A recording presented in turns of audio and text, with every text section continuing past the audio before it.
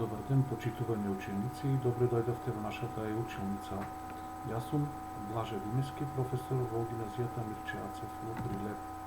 Најпрво сакам да ви го честитам почетокот на новата учебна година на вас и на вашите родители. Денеска имаме за цел да се запознаеме со оведната лекција од прва година, а тоа е хемијата како природна наука. Најпрво да видиме дали знаеме што е тоа наука. Сите го употребуваме тој израз, меѓутоа да видиме дали ја знаеме дефиницијата. Добра дефиниција би било наука е собрано, средено и систематизирано човеково знаење од една определена област. Со развојот на компјутерската технологија, ова огромно знаење ни е достапно во секое време. Секој ден имаме прилив на нови знаења кои преку компјутерите и интернетот доаѓаат до нас. А порано морало се оди до библиотека и податоците се бараат од тој фонд што е достапен. Знаете дека науките ги делиме на природни и општествени науки и сакам да се потрудите да ги заокружите кои се природни науки. Природни науки ги сметаме оние системи на знаења чија основна цел е да се проучи природата и законитостите што во неа владеат. Како ја проучуваме природата? Таа е толку огромна што ние не можеме да ја проучуваме во целина, туку одбираме дел од неа и тој дел што го проучуваме го нарекуваме систем. Тој може да биде голем, може да биде мал, но мора да биде точно определен, да знаеме од каде почнува и каде завршува. Пример, во хемијата може да биде систем една епровета со неколку милилитри течност, но може да биде и огромна цистерна, односно реактор од повеќе десетици тони во хемиската индустрија. Гледаме на сликата како во преисториско време мамутот представува систем, односно цел на проучување на преисториските луѓе. Природните науки можеме да ги поделиме врз основа тоа што проучуваат, дали проучуваат материјата, земјата, космосот, животот, природата, така натаму. Пример, физиката, хемијата, биологијата, ботаниката, астрономијата. Меѓутоа, внимавајте. Бидејќи интересите на природните науки се поклопуваат, можеме да зборуваме и за развој на така наречени гранични науки, како што се физичка хемија, биохемија, астрохемија, океанографија, геохемија и најново астрохемија. Што би било астрохемија? Тоа е дел од астрономијата, поврзан со хемијата и го проучува хемискиот состав на планетите и небеските тела. Пример, може да сте слушнале, на Марс моментално се движи ровер кој е опремен со најдобри и најсовремени апарати кои го проучуваат квалитативниот и квантитативниот состав на почвата и на атмосферата на Марс. Каде можеме да сместиме математиката? Таа не се смета за природна наука, меѓутоа без неа не можат природните науки. Не можеме да замислиме хемијата, физиката без математиката.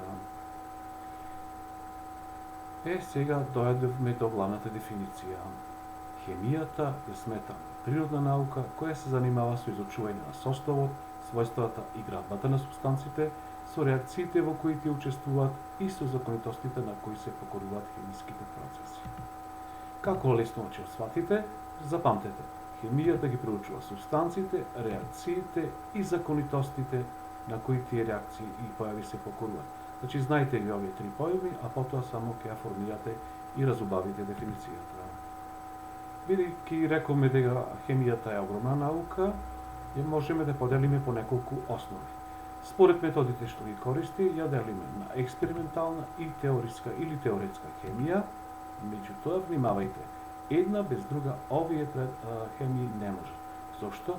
Не може да се изведува експеримент ако пред тоа не ја знаеме добро теоријата, нити пак може да се развива теорија ако не сме извеле серија од експерименти. Затоа викаме дека оваа метода е малце условна. А според целта на работата, хемијата ја делиме на неорганска, органска, физичка, биохемија, аналитичка и така натаму. Еве ги тие дефиниции и ова мора да го знаете. Пример, неорганска хемија е дел од хемијата која ги проучува неорганските соединенија. Органска ги проучува органските соединенија, тоа се соединенија на елеродот со исклучок на оксидите, јаглеродната киселина, бензините, соли, карбонади, цијанидите и така натаму. Аналитичката хемија го проучува квалитативниот и квантитативниот состав на соединенијата, препаративната ги проучува припремањата и синтезата на соединенијата, биохемијата, како што кажува самиот израз, супстанциите и процесите во живите организми, физичка хемија, испитува супстанции и реакции користејќи физички закони и методи, нуклеарната хемија, процесите што се одвијат во јадрата на атомите. Односно, зборот јадро, значи, се вика нуклеус, означува нуклеус. Секој од овие главни дисциплини може да содржи повеќе подспециализации.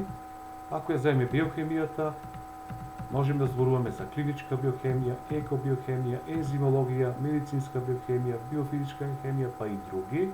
Или пак во втора година, видите, во втора година изучувате физичка хемија, односно се запознавате со кинетиката на хемиските реакции, со енергетиката на хемиските реакции, со електрохемијата и така натаму.